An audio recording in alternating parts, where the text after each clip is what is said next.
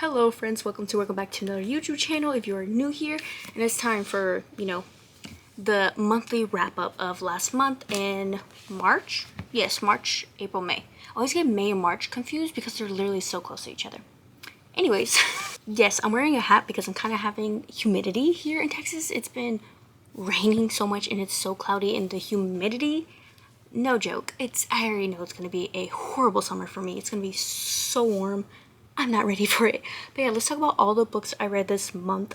With the first one, my audiobook I listened to on Libby. It's The Witch Haven, which I gave 3 stars. And yes, we're gonna, go fast with this video because I ramble too much. But yes, I gave this one 3 stars. I really wish that the friendship could have been more explored, like the friendship I feel like would have been better with a witch haven and everything, I forgot what they're called, of sisters and stuff, but I really think we could have explored that a bit more, in my opinion, than just the love interest and focusing on her brother, which crap whenever it happens. If you know, if you read the book. Also too, the magic I feel like could have been more in depth for the book. For it to be that long, I just feel like we could have dived more into that as well, for witchy elements and stuff, and how this author does magic, because other people write their magic system different from others, in witches. So that's just how I feel about this book. But also the betrayal, I figured it out, Girly Pop, how did you not see these red flags in the beginning? How did you not see them? Please tell me how. Girl must have been really delulu. I thought I was delulu. I think she eats the cake. Next up, I finished Ali Hazelwood's newest release this year, which is Bride. I give this one 4.25 stars. I was indeed in a slump when I was making a dent into this book because I was so busy last month. Oh my god, I did so many things last month. It's kind of crazy. And then the coming month, I'm also going to be swamped, so hoping I don't get into a slump. Definitely get into a lot of slumps this year. I don't know why, but I just have. But yeah, but every time I got to this book again, I kept eating it up. I would just eat, keep reading. It was so good to dive back into because it's so easy and kind of fast paced in a way.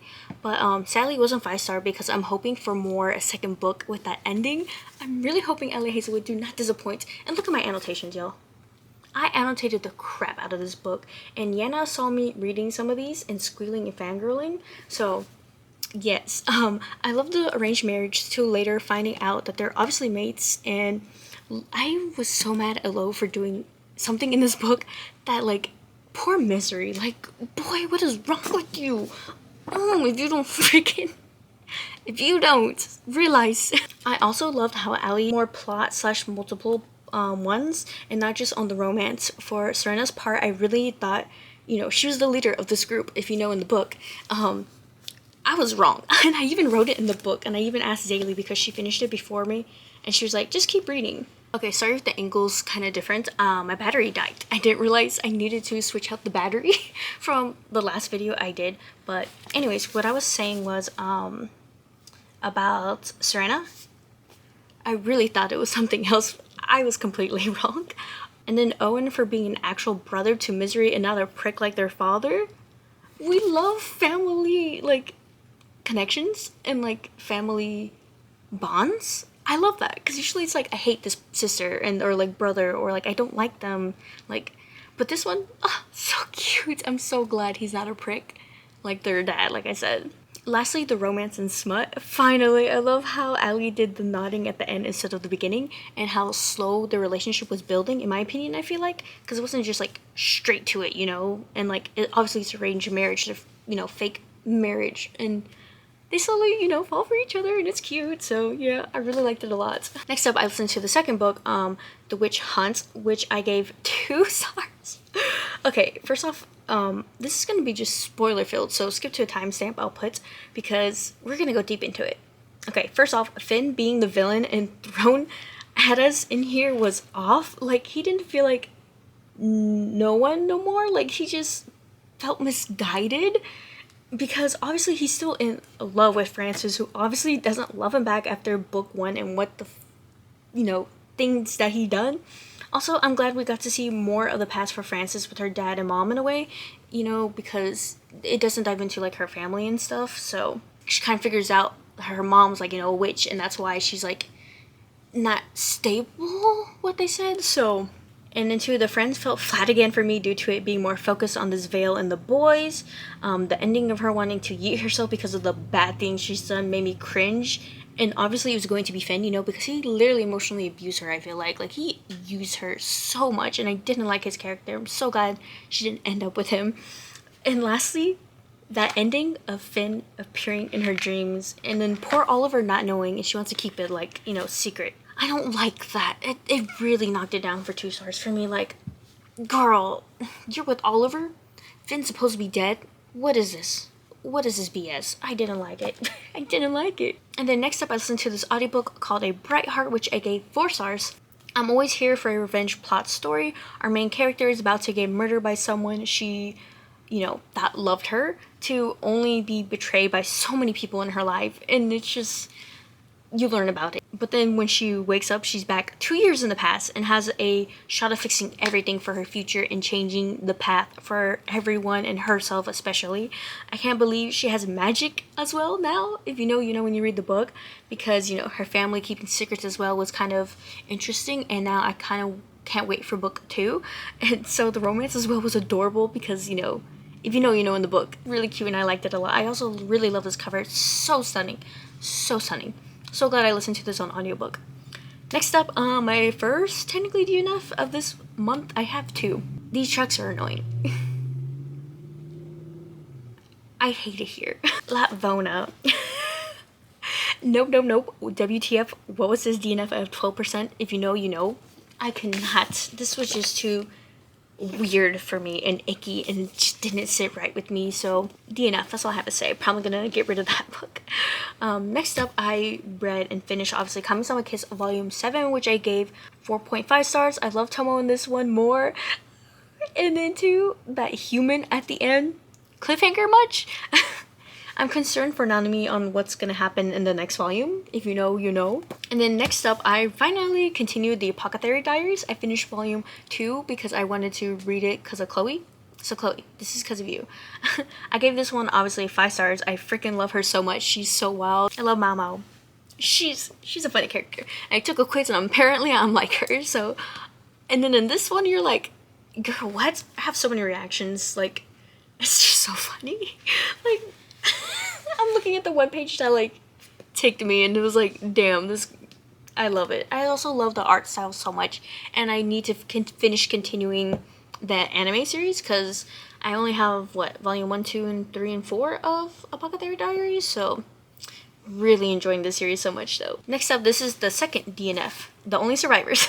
I DNF'd this at 41%. I couldn't get into this one at all, and I don't mind a slow, you know, pace mystery thriller aspect mystery thing, but I couldn't care for the characters and couldn't care less on who's watching them, and two, of like this person that, you know, obviously didn't survive. So yeah, that's how I felt with that one. I also listened to it on audiobook and I just could not. Thank God I didn't read it physically. Next up, I listened to this audiobook. I forgot how it's pronounced in the audiobook. Cochette.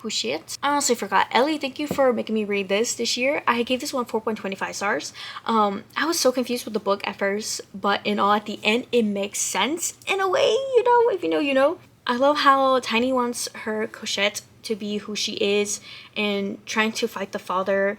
And we also see motherhood and the struggles of a mother can go through and overcome. It just hits in the right places. I'm not even sure if it's like a metaphor. I just know Tiny maybe telling us, you know, is she like unreliable? Actually telling us what happened, or like, who knows, like maybe she's just very ill and she's remembering this stuff wrong, you know. It's just kind of mind-blowing, and it was just wow, you know. It's a very good book for like a book club pick, I feel like, as well. So many things to discuss. Like, damn, this one really hurt, and like letting go and letting Tiny, you know, her child grow up, it's just really crazy, and I really like this book. I really do. So I thought it was gonna be like some weird stuff, but like the Latvona, no, it's actually like a cute mother story type of thing with lessons and stuff and messages, and I liked it a lot, surprisingly.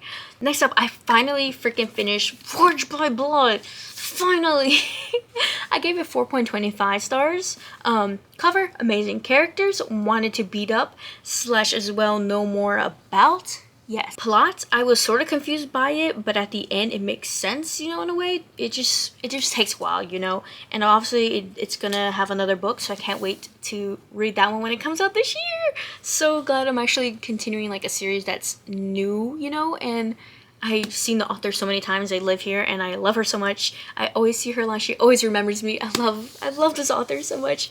Ahibar, so sweet. She's so sweet. I love her accent too. Romance, adored, even though it was indeed a love triangle and kind of felt wrong at times. But I feel like too, she obviously is going to be explored more in book 2 and some things can change, you know. So I have to admit sometimes I was lost in the book, so that's why it's not higher up for me. But when I always came back to read it, I was in awe of the world and Demi being a bad bee. I can't wait to read the second installment to see how Demi and Jonas are going to do all of this crap together. And there's so much room for potential in ways the story can go, and I obviously cannot wait, because book 1 ended, you know, like a bunch of stuff happened in book 1. I feel like for it being like under 400 pages, I believe. Yeah, 400 pages, which is crazy, almost 400. But yeah, I really like Demi a lot, and I'm really hoping her character is going to be more, you know, open and like, you know, her decisions and stuff. So I cannot wait. I really can't wait. I really love this book. So yeah. Next up, I listened to Before You Knew My Name. I gave this one 4 stars. We have Alice Lee, who has been through so much at a young age and obviously getting murdered when she comes to NYC when she's barely 18.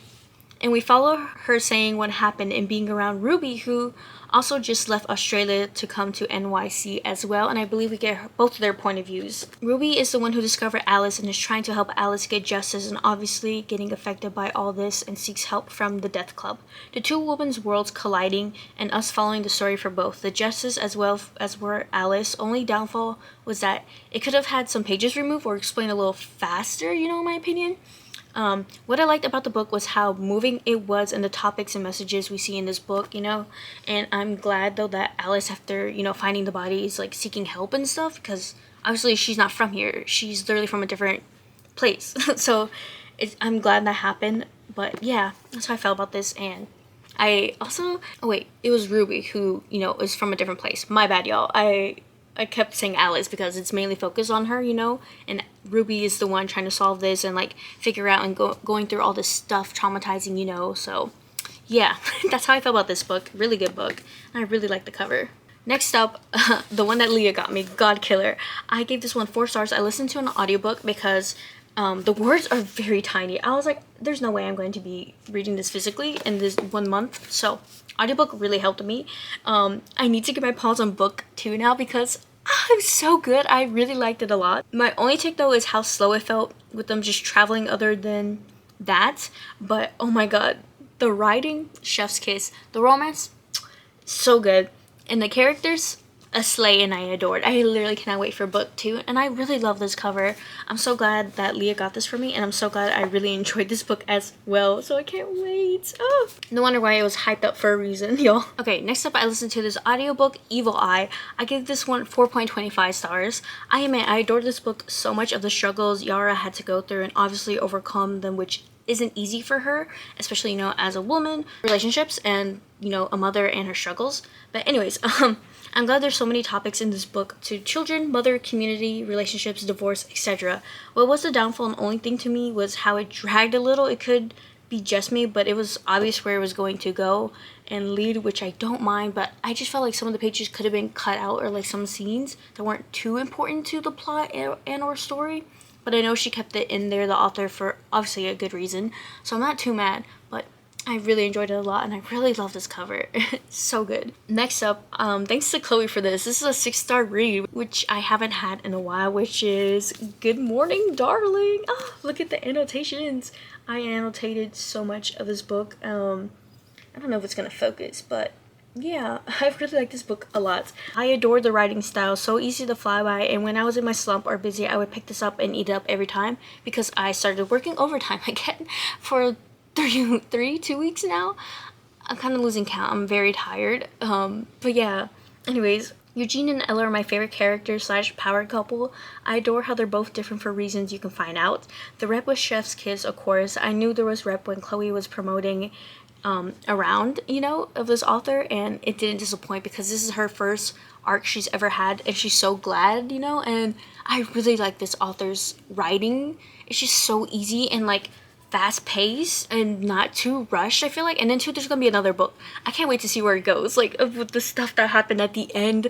It all connects, and it's just, I cannot wait. And I love this freaking cover, and it's baby blue, my favorite color, dusty blue as well. The romance was so adorable and yet obviously spicy. I love this world and setting that Azalea created, and is indeed my first read from this author. I definitely can't wait to check out the other works and wait for book 2, because I didn't know she had another series universe that this is also set in. So now I can't wait to buy the other ones and obviously read it and see like some connections with this one. So I'm so excited. I really freaking love this book. Okay, y'all go read it if you haven't. I love it so much. The last but not least, If He Had Been With Me, which was me and Nevaeh's server book club pick. Even though she hasn't finished it, I'm calling you out, Nevaeh, in my video.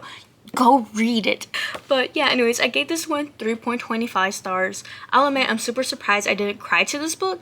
But anyways, I'm still hurt with this book, and also the cheating in a way. Didn't like that whatsoever. I just wish Autumn and Finny could have talked sooner. Like, why? Also, I feel like the first chapter should have been kept under wraps, and maybe I would have cried more to it because I was expecting, you know, this to happen, you know. But it's fine, it's whatever. And then, spoiler, y'all, come here. Remember how Finny's dead, right? She's so depressed. She literally tries to unalive herself, and find out she's freaking pregnant. She's freaking pregnant. Oh my god.